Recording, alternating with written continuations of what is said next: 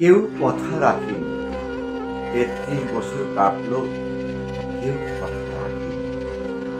ছেলেবেলায় এক গোষ্ঠী তার আগমনী গান হঠাৎ থামিয়ে বলেছিল, শুক্লা দ্বাদশীর দিন অন্তরাটুকু শুনিয়ে যাবে।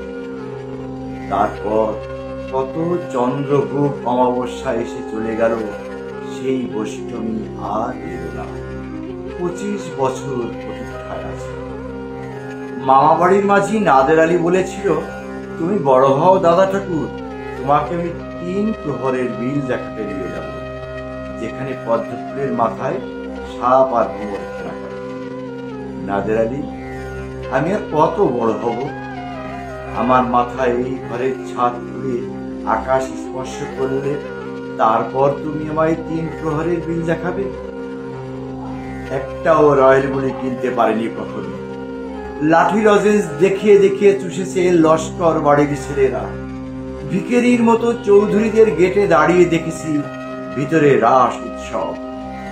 অবিরল রঙের ধারার মধ্যে সুবর্ণ কঙ্কন পরা ফর্সা রমণীরা কত রকম আমোদে হেসেছে।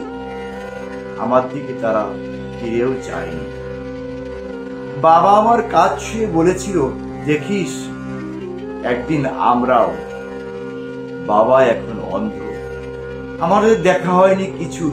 সেই রয়্যালগুলি, সেই লাঠি লজেন্স, সেই রাস উৎসব আমায় কেউ ফিরিয়ে দেবে না। বুকের মধ্যে সুগন্ধি রুমাল রেখে বরুণা বলেছিল, আমায় যেদিন সত্যিকারের ভালোবাসবে সেদিন আমার বুকেও এরকম আতরের গন্ধ হবে। ভালোবাসার জন্য আমি হাতের মুঠোয় প্রাণ নিয়েছি। দুরন্ত ষাঁড়ের চোখে বেঁধেছি লাল কাপড়। বিশ্ব সংসার তন্ন তন্ন করে খুঁজে এনেছি ১০৮টা নীল পদ্ম, তবুও কথা রাখেনি বললাম। এখন তার বুকে শুধুই মানুষের গন্ধ। এখনো সে যে কোনো নারী। কেউ কথা রাখেনি।